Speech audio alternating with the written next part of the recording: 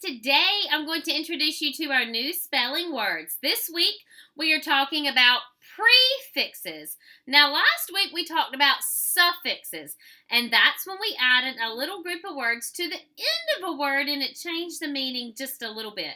Prefixes are very similar. On a prefix, we add some little letters to the beginning of a word and it changes it a little bit. Okay, so we have like a base word and then we add some stuff. So, for example, our first base word is school. School. We all go to school, kindergarten, first, second, and all that. But then I'm going to add a prefix to the beginning. Preschool. Preschool. Now, the prefix pre means before. So, preschool is school before school. So, for example, like, before you come to kindergarten, you may go to pre-K or K4 or preschool, daycare, one of those.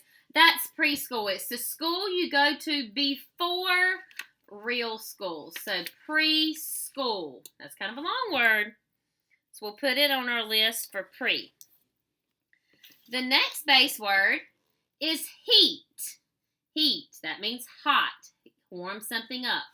Now, if I put pre on the front, we have preheat. Preheat. Now, you think, what in the world does that mean? Well, pre means before, and heat means warm up. So, this means to warm it up before.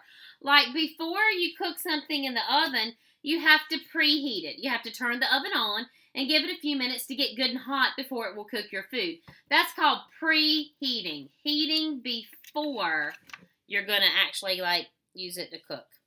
Okay? And the next one is a challenge word. The base word is historic. Historic. Historic has to do with history, like what's in the past, what's already happened in our world. Prehistoric means like before history. Like before what's happened. Like a prehistoric creature is a dinosaur. Dinosaurs don't live anymore. But they did previously. So they are prehistoric. So we have preschool, preheat, and prehistoric. Now we're going to look at another prefix. It's going to be re. And re, when you add re to the beginning of the word, it means again, to do something again. So let's look at some examples. Our next base word is tie. Tie, like tie your shoes with ribbons or strings or whatever when you tie something up. If you retie it, that means you tie it again. You know, you got one of those pairs of shoes that just won't stay tied and you have to keep tying it again. That means you're retying it. So retie is our next word for that list. Okay. This one, base word is run. Run. When we put re on the front, it becomes rerun. Rerun. That means to do it again, to run again. Now, you could say you want to rerun the race, like if maybe your partner beat you and you lost, and you say, oh, I want to rerun. I want to redo it. That means you want to do it again. You want to run again. Rerun could also be used to talk about a television show. Like if they show a show on TV that's never been shown before, it's like it's like the first time. But if they've shown it several times and you've seen it again and again and again, it's a rerun. They're running it again. I'm going to add that to our list. Next word can be used a lot in math. Base word is group. Group.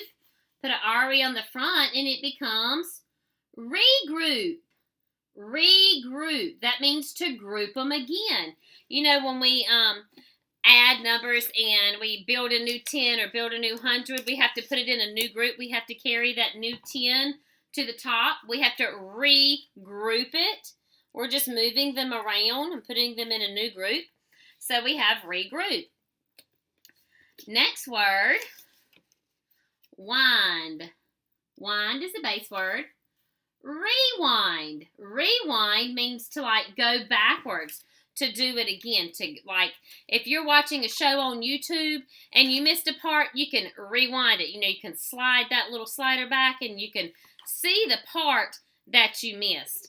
Okay, a long time ago on tapes and stuff, before we had computers with videos, there was actually a tape on the inside that you had to rewind, like spin it around and wind it up. But rewind means to go back, watch it again, go backwards. And then another challenge word, base word is union. Union means like to come together, to unite, to be together. I'm going to put re on the front, and it's going to become reunion. Reunion. You ever been to a family reunion? Yeah. A family reunion is when everybody comes together, which is union, again. So this reunion means together again. So we've got reunion there. Okay. Now the last section of our prefixes actually has two different prefixes, but they both mean the same thing. Un and dis, and they both mean not. We'll start with the un words first. So like our base word is plug, plug. If I put an un on the front, the word becomes unplug, unplug. That means to not plug it in, you know, for it not to be plugged. Somebody ever said, hey, don't forget to unplug that? That means, you know, take the cord out of the wall. So it's not plugged. Unplugged means not plugged. Okay. Now this one, base word is pack. Pack. That's put all your stuff together and maybe put it in a box or a bag, get it all cleaned up and together. But unpack is not packed up. Like you want to take all of your stuff out. So unpack means not packed. I gotta fix this because I gotta put the uns over here. Oops. Technical difficulties. Okay. All right, so we got unplug and unpack. And now this one, next base word is lock. Lock. We put an un on the front. It means not locked. If you want to unlock the door so someone can come in, that means unlock. Okay, so we'll add that one to our list here. And now this one, next base word is safe. That means you're protected and you're not in danger. But if you put an on the front, the word becomes unsafe. Unsafe. That means not safe. It's very dangerous because un means not. So unsafe means not safe. Okay? And then this last one for the un section is a challenge word. And it's very long. It's a very long word, but you can handle it. I know you can. The base word is fortunate. Fortunate. Fortunate means that you're very lucky and you're very blessed. You have everything that you need. Everything's going great. If we put an on the front, that's unfortunate. Like, it would be unfortunate if the ball game got canceled because of the rain. It's something that you really wanted to do, but it would be unfortunate if it were canceled. So, unfortunate means not fortunate, not lucky.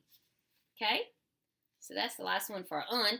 And now, the last prefix we're going to talk about is dis. D-I-S. It also means not. Okay? Look at this one. Base word is agree. Agree. Agree means that you believe the same and you think the same, and everybody thinks the same way. Disagree means that you're kind of arguing about it. You feel one way, but somebody else feels another. That means you disagree. Disagree means not agree. We'll put them over here. And then this last word, base word is appear. Appear. Like if something just appears, you see it. Okay? But if a magician makes it disappear, then it's not there. You can't see it. If something disappears, it's not seen. Appear means to like be seen, but disappear means to not be seen. Okay, so we got all the words here. And now we're going to go through and read them again. So when I say it, I want you to repeat after me, because in a few minutes on the Read the Words assignment, you're going to have to read these back to me, okay? So I'm going to say it, and I'm going to give you some time for you to say it out loud right now while the video is playing. Here we go. Preschool.